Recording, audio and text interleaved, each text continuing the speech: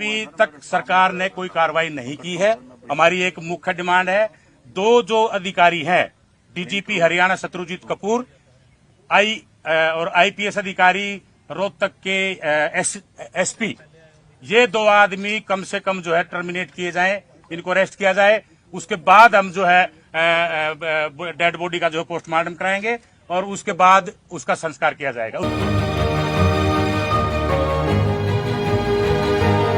सभी साथियों को मेरा जय भीम, जय भारत, जय संविधान। मैं बहुजन Dastak news and constitution channel से गौतम रत्ना। और साथियों, आज हम बात कर रहे हैं बहुत ही निंदनीय और दुखद, और मैं तो बार बार बोलता ही हूँ इस बात को कि जहाँ जहाँ भाजपा है वहाँ पर बहुजनों के ऊपर, एससी, एसटी, ओबीसी, माइनॉरिटी के ऊपर अत्याचार की सीमा हद के पार है, बर्दाश्त से बाहर है।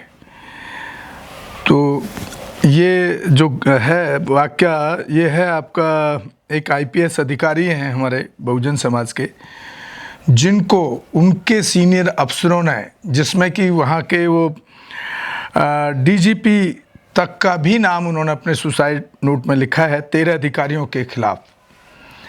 13 जो अधिकारी, जो उनके सीनियर अधिकारी थे या उनके बराबर लेवल के थे, उन लोगों ने इतना उनको प्रताड़ित किया जाति के नाम पर कि सुसाइड होने के लिए वो मजबूर हो गए। और ये घटना आपके हरियाणा गवर्नमेंट के अंदर आती है। और देखिए, उनकी वाइफ जो हैं वो भी एक आईएएस अधिकारी हैं। तो बहुत ही दुखद है, बहुत ही निंदनीय है। और पीछे आपने बीआर गवई साहब के ऊपर जूते वाला मामला देखा, उधर रायबरेली में हरिओम वाल्मीकि की हत्या। तो आखिर इसके पीछे की वजह क्या है ये, और आप देख रहे होंगे इतना, मतलब मैं तो जब हम इस पे चर्चा करते हैं तो इतना दुखी भी होता हूँ। हालांकि हम कोशिश भी करते हैं कि उसको सोशल मीडिया पे फैलाएं और साथ में कोशिश करें कि हम क्या हेल्प कर सकते हैं उस केस में उनको, ये भी हमारी कोशिश रहती है। तो हमारे अभी स्टूडियो में हैं इस पर बात करने के लिए डॉक्टर जेके गौतम साहब, जो बहुजनों से और सामाजिक मुद्दों से जुड़े मुद्दों पर बात करते हैं, हमेशा यहाँ पर बैठ करके चर्चा करते हैं कि क्या है, क्यों हो रहा है ऐसा। तो डॉक्टर साहब, क्या कहना चाहेंगे, इतने बड़े अधिकारी और चीफ जस्टिस तक हमारे देश में, हमारे समाज के सेफ नहीं है? देखिए, बहुत ही गंभीर है। आज़ादी के बाद भी जो चीज़ें आज़ादी से पहले होती थी, देश संविधान जब लागू नहीं था, उसके बाद में भी ये चीज़ें होना, लगातार होना, जब से देश आज़ाद हुआ है, घटनाएं कभी नहीं रुकी। ये मामला ओपन हो गया नहीं तो मालूम हो गया, लेकिन आज भी 70 साल से ज़्यादा कुछ नहीं बदला है। ऑफिसों में, कॉलेजों में, जी, जितने भी इंस्टीट्यूट हैं उनके अंदर हर दिन जातिवाद होता है, भेदभाव होता है और उनको जाति के नाम पे प्रताड़ित किया जाता है। जी। और ये तो एक बड़ा मामला है, ठीक है। ये मामला हाईलाइट ये हुआ क्योंकि ये एक अधिकारी से जुड़ा हुआ है, एक आईपीएस अधिकारी, जो किसी भी देश की सबसे बड़ी सर्विस होती है, यूपीएससी, और उसमें भी एक काबिल अधिकारी हो, ठीक है। अगर उसके साथ में जाति के नाम पे ये हुआ तो ये तो देश के नाम पे धब्बा है। और ये उनके नाम, उनके गाल पे दो जोरदार तमाचा है, जो बार बार चिल्ला के कहते हैं कि इस देश में जातिवाद नहीं है और सब कुछ ठीक हो गया है, आरक्षण भी खत्म होना चाहिए, ये भी तो कहते हैं। जाति के नाम पे जो आरक्षण है उसको ख़त्म कर देना चाहिए। जैसे अभी जो सुप्रिया शुले, जो एक सांसद है एनसीपी पार्टी की, जी, उन्होंने कहा कि अभी देश में सब कुछ ठीक हो गया है और अब रिजर्वेशन जाति के नाम पे बंद कर देना चाहिए। और उसके बाद में ही गवई साहब पे हमला हुआ और ये सुसाइड हुआ और आए दिन कितनी सारी हत्याएं हुई हैं। और ऐसे कितने सारे लोग उसकी बात का जो समर्थन किया, पूरा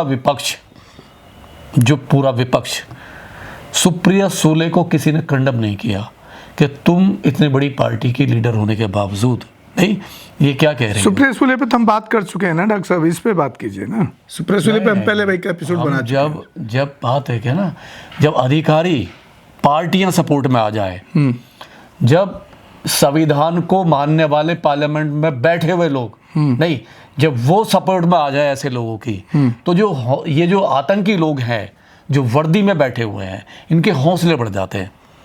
सवाल ये है कि इनके पीछे कौन खड़ा हुआ है। नहीं, पीछे तो अभी political आपको power ही हम खड़ी हुई दिखा है। रहे हैं, अभी लेटेस्ट न्यूज़ देखिए ना कि उनकी जो वाइफ है एक प्रेस कॉन्फ्रेंस करना चाहती है और उसको पूरा सबसे बड़ी बात, सील किया हुआ पूरे घर को। सरकार जो है वहाँ बीजेपी की है, हाँ, ठीक है, बीजेपी की सरकार है, और उसने वाई पूरन कुमार जी ने हर डिपार्टमेंट में अपनी शिकायत दर्ज की कि पिछले 2020 से मेरे साथ में जातीय भेदभाव हो रहा है। यहाँ तक कि उनके फादर की मृत्यु पर भी उस टाइम पे जो डीजीपी थे वहाँ के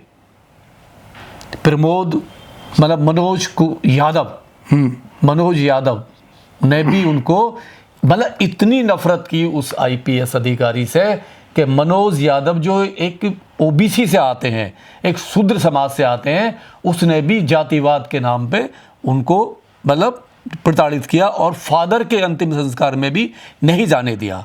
इससे ज़्यादा और क्या होगा। उसके बाद में जो वर्तमान डीजीपी है शत्रुजीत कपूर जो है वो भी उच्च जाति से हैं। सवाल ये है कि जो अपर कास्ट वाले हैं वो तो कर ही रहे थे, लेकिन जो एक शूद्र है, ओबीसी है नहीं, और जो एक अभी यूपी में जो पीडीए बना के कहता है कि मैं दलितों के लिए काम कर रहा हूं नहीं, और उसी के समाज का आदमी हरियाणा में बैठा हुआ जो डीजीपी पद पे नहीं, उसका शोषण करता है, दबंगाई से शोषण करता है। तो सवाल यह है कि इनको जो ताकत जो मिली हुई है, बगैर राजनीति के संरक्षण के ये अधिकारी ऐसा कर ही नहीं सकते, क्योंकि मुख्यमंत्री के पास तक शिकायत जाती है, होम मिनिस्ट्री के पास तक नहीं। यहाँ पीडीए का नहीं, यहाँ तो सवाल इसका है ना कि वहां पे तो जो सरकार बीजेपी की है, बात एक प्रेस कॉन्फ्रेंस नहीं करने दे रही है। वो सवाल बीजेपी की है, लेकिन जो जातिवादी जो लोग हैं, हाँ, वो जो है वो तो हर सरकार में बैठे हुए, बात बीजेपी की नहीं है, हर सरकार में बैठे हुए वो लोग जातिवादी जो लोग हैं। क्या जहां जहां बीजेपी की सरकार नहीं है वहां पर लोगों की हत्याएं नहीं हो रही? नहीं, वहां लोगों को नहीं मारा जा रहा। हिमाचल में अभी जो मारा गया उसको, बच्चे को क्यों मार दिया गया? 50 साल में कांग्रेस की सरकार है, आज भी वहां पर संविधान लागू नहीं है। इसको कौन बात करेगा? सवाल यह है कि जातिवादी जो है ना, सरकार किसी की भी है, ठीक है, लेकिन जो वर्दी में बैठे हुए लोग हैं वो वही लोग हैं, अपर कास्ट के लोग हैं, और राजनीतिक संरक्षण मिला हुआ है उन लोगों को, चाहे कांग्रेस का हो चाहे बीजेपी का हो। किसी और की शासन में तो नहीं हो रहा ये चीजें। ये सरकार का पक्ष भी आया है कि एसआईटी जांच करेगी। क्या करेगी? ये जांच एजेंसी बिठा देते हैं, बाद में रिजल्ट क्या होता है। कितनी एसआईटीज देश में अब तक बनी हैं जिनकी रिपोर्ट आज तक नहीं आई है, और वो तो जो जातिवादी आतंकी है, जो अफसर है, वो तो खुले घूम रहे हैं। बहुत मुश्किल से सपोज अगर उनकी बीवी आईएएस अफसर नहीं होती नहीं तो एफआईआर भी दर्ज नहीं होती। सवाल ये है, एफआईआर का दर्ज होना, उन्होंने उसके लिए धरना दिया है, और मैं अपने हस्बैंड का पोस्टमार्टम जब तक नहीं करने दूंगी जब तक एफआईआर नहीं हो जाए। अगर एक आईएएस अधिकारी के साथ ये हो रहा है तो एक नॉर्मल जो लोग हैं पूरे भारत में जो दलित हैं, सोचो उनके साथ में क्या हो रहा होगा। एक चीज और बड़ा पॉइंट है सर इसमें ना, कॉन्स्टिट्यूशनल पॉइंट है एक, जो एफआईआर की गई है उसके अंदर, जैसे SC/ST एक्ट के अंदर सब धाराएं होती हैं, और साथ में वो धाराएं भी SC/ST एक्ट तो लगाया है, लेकिन जो दूसरी धाराएं वो इतनी कमजोर लगाई हैं कि एक आम आदमी की नॉलेज में होता भी नहीं है। आईएएस जो उनकी वाइफ है, उन्होंने आरोप लगाए हैं कि SC एक्ट की तहत जो दर्ज किया है उसमें भी जो सब धाराएं जो होती हैं वो इतनी कमजोर लगाई है कि जिनका कोई वजूद ही नहीं है। अभी जो सजा देने के लिए है ना, जो एसपी है वो खुल के उनके समर्थन पे है, मारने वालों को, हत्या करने वालों को समर्थन में आ गया, और वो एफआईआर करने को भी तैयार नहीं था। उसने कॉपी भेज दी, अपील भेज दी होम मिनिस्ट्री को। जब प्रेशर बनाया है उन्होंने और कहा है कि मैं अपने हस्बैंड का पोस्टमार्टम नहीं करने दूंगी जब तक एफआईआर ना हो जाए, और जब मामला हाईलाइट हुआ, मीडिया में गया, बाहर दुनिया में, देशों में जा रहा है नहीं कि एक भारत में एक आईएएस अधिकारी की हत्या हो जाती है, और वो भी किस तरीके से, घोर जातिवाद, जो कहते हैं ना जातिवाद नहीं है, जो कहते हैं देश, बहुत सारे लोग हैं, पॉलिटिशियन है, समाज सुधारक हैं, बड़े बड़े मंचों से बातें करते हैं, नहीं है, कहते हैं कोई जातिवाद ही नहीं है, रिजर्वेशन खत्म कर देना चाहिए। अरे ये तुम्हारे मुंह पे जोरदार तमाचा है कि इस देश में जातिवाद ऊपर से हो रहा है, नीचे की तो छोड़ दीजिए। नीचे तो वो लोग आ ही नहीं पाते जिनके साथ डेली एवरीडे जातिवाद होता है गांव देहातों में। किसी की भी सरकार है, मैं कह रहा हूं किसी की भी वही सरकार तो बोल रहा हूँ है। कि वो तो पढ़े लिखे हैं, इसलिए वो तो उन्होंने पढ़े देख लिया कि लिखे- एससी एक्ट में जो धारा लगनी चाहिए वो लगाई नहीं है। और सबसे बड़ी बात है कि देखो, किसी भी हालत में सुसाइड नहीं करना चाहिए। मैं आपके चैनल के माध्यम से ये अपील कर रहा हूँ, आपके जितने भी व्यूअर्स हैं जो भी देख, हालात कुछ भी हो नहीं है, अगर आप संविधान के साथ नहीं हो। बाबा साहब ने क्या कहा? बाबा साहब ने शुरू से ही कहा, एक कोटेशन है बाबा साहब की, कि जुल्म करने वाले से ज्यादा सहने वाला ज्यादा गुनाहगार होता है। बाबा साहब के साथ कितने जुल्म हुए? क्या उन्होंने आत्महत्या का रास्ता चुना? नहीं चुना। ज्योतिबा फूले, सावित्रीबाई फूले के साथ कितने जुल्म हुए? क्या उन्होंने चुना रास्ता? नहीं चुना। उन्होंने मुकाबला किया, डट के मुकाबला किया, और उन हालातों में किया जब कोई संसाधन नहीं थे, कोई शक्ति नहीं थी। और आज एक आईपीएस अधिकारी 5 साल से सुसाइड करने की तैयारी कर रहा है। सुसाइड नहीं करना चाहिए। मैं तो कह रहा हूँ आत्मरक्षा में हथियार उठा लो। मैं उसी को जब संविधान से अगर न्याय नहीं मिल रहा है, संविधान नहीं चल रहा है, तो फिर क्या करेगा आदमी? एक नहीं, सीधी बात है, एक एग्जाम्पल आपके सामने रख रहे हैं। बहुत एग्जाम्पल है हमारे पास में रखने के लिए, लेकिन समय कम है। एक एग्जाम्पल फूलन देवी का है। उसका महिला का रेप हुआ, राजपूतों ने रेप किया, बल्क में रेप किया, सामूहिक रेप किया, उसको नंगा घुमाया, नहीं उसकी आत्मा पे चोट की। चाहती तो वो आईपीएस पूरन कुमार की तरह सुसाइड कर सकती थी, रोहित वेमुला की तरह सुसाइड कर सकती थी, और जितने भी और अधिकारी हैं जिन्होंने सुसाइड किया है वो सुसाइड कर सकती थी। लेकिन वो बगैर पढ़ी लिखी लेडी, उसने कहा सुसाइड नहीं करूंगी, इस अपमान का सामना करूंगी और इसका रिवेंज लूंगी, बदला लूंगी। और क्या किया उसने? जब वो कमजोर थी तब उसने कसम खाई, और जब उस पर ताकत आई, नहीं जब उसे ताकत मिली, उसने क्या किया? उसने बदला लिया और उसी समाज को नंगा करके गोली से भूना, और बताया पूरी दुनिया को, और पूरी दुनिया में मैसेज गया कि एक महिला अपने जुल्म का बदला भी ले सकती है। और आज तक उस बेमई के अंदर उससे मैसेज ये गया कि किसी भी दलित एससी एसटी महिला का उन गुंडे राजपूतों ने कोई रेप नहीं कर पाए आज तक भी। तो सवाल यह है, अगर हमारे आईपीएस अधिकारी, हमारे गोगोई साहब जूता खा के शांत बैठ जाते हैं, उनकी तो हिम्मत बढ़ती है।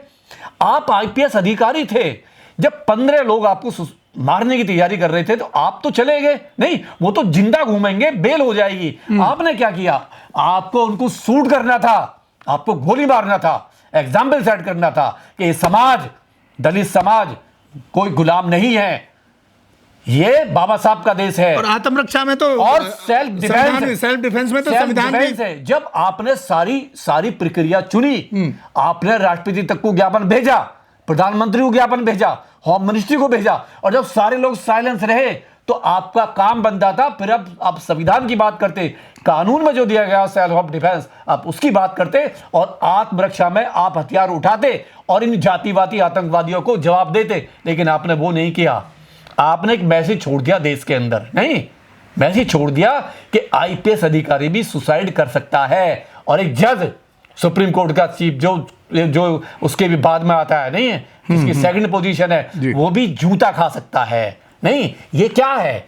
ये समाज को गड्ढे में ले जाने का वो है, समाज को पिटवाने का काम है ये, नहीं। और हम इसकी घोर निंदा करते हैं।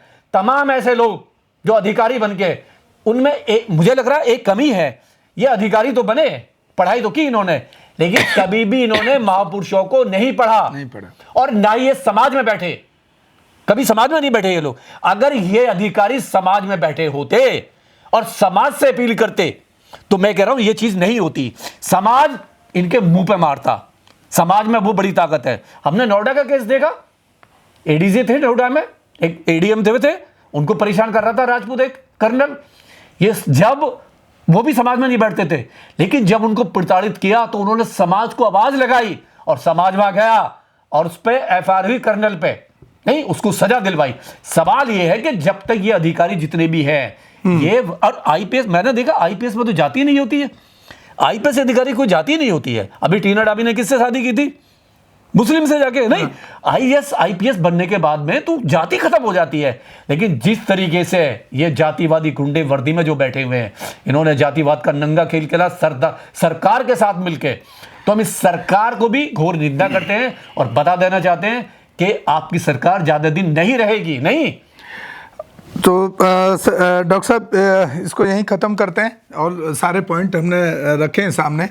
और कितना डरपोक है, कितना डरपोक है, देखो डर कितना है। अरे भाई, एक वो आईपीएस की जो बीवी है, वो आज एक प्रेस कॉन्फ्रेंस करने वाली थी, नहीं आपने वहां पे उसको वो बना दिया, तालिबान छावनी बना दिया, उसको छावनी बना दिया आपने, छावनी तो अपने चैनल के माध्यम से सर हम अपील करना चाहते हैं, जो भी हमारे दर्शक हैं या जो लोग सुन रहे हैं, देख रहे हैं, कि वो उनको मेरे हिसाब से अगर जो पंजाब साइड या चंडीगढ़ साइड के हैं, हरियाणा साइड के हैं, उन लोगों को, उन महिला को जो आईएएस हैं, जिनको इस तरह से सरकार ने एक तरह से बंधक के रूप में, मैं तो सोशल मीडिया पे देखा हूँ, ये बना करके रखा है और वो अपनी बात नहीं कह पा रही हैं, पोस्टमार्टम नहीं हुआ है, तो हमारे समाज के लोगों को, भले ही वो उनका पार्ट है, क्या मजबूरी रही होगी, ये अलग चीज़ें हैं, लेकिन समाज को तो ऐसे मुद्दे पर खड़ा होना चाहिए, चाहे वो गरीब हो चाहे अमीर हो, क्योंकि दंश तो जाति का ही है ना, आतंकवाद तो जातिवाद का ही है।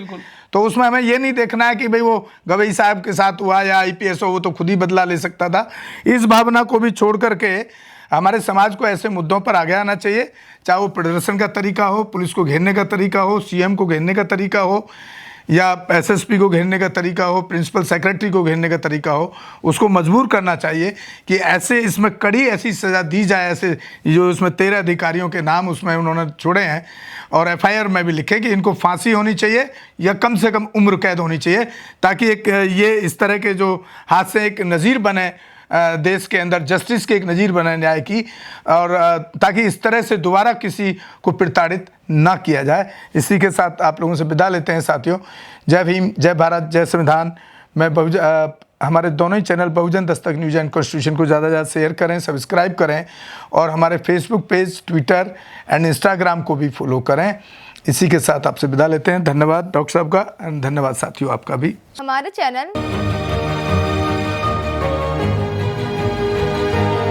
लाइक, शेयर, सब्सक्राइब देखना मत भूलिएगा। जय भीम, जय भारत, जय संविधान, नमो बुद्धाय। धन्यवाद। चैनल आर्थिक समस्या से गुजर रहा है। अगर आप बहुजन समाज में बाबा साहेब आम्बेडकर और तथागत बुद्ध की विचारधारा को अधिक से अधिक लोगों तक पहुंचाना चाहते हैं, तो हमें आर्थिक सहयोग प्रदान करें, ताकि हम अपने चैनल के माध्यम से देश विदेश में समता, बंधुता, एकता और संवैधानिक अधिकारों को ज्यादा से ज्यादा लोगों तक पहुंचा सकें। आप अपनी सहायता राशि नीचे लिखे खाते में जमा करा सकते हैं। खाता धारक गौतम रत्ना, खाता संख्या 3169576865 IFSC कोड SBIN 0060336, बैंक भारतीय स्टेट बैंक। आप हमारे बैंक खाते का विवरण स्क्रीन पर भी देख सकते हैं। जय भीम, जय भीम। मैं गौतम रत्ना, गौतम फिल्म्स प्रोडक्शन में आपका स्वागत करता हूं। आप हमारे प्रोडक्शन हाउस के अंदर अपना कैरियर बना सकते हैं as a film director, as a producer and actor and actress and editor and cinematographer also. अगर आपको फिल्म से रिलेटेड कुछ भी प्रोजेक्ट आपको बनवाना है, तो हमारे पास में पूरा सेटअप है, जिसमें फिल्म कैमरा है, शूटिंग लाइट्स है और एडिटिंग है। सारा A to Z एक ही जगह पर आपको हमारे यहाँ पर मिल जाएगा। तो दोस्तों, आप हमें कांटेक्ट कर सकते हैं हमारे नंबर्स पर 9810085714।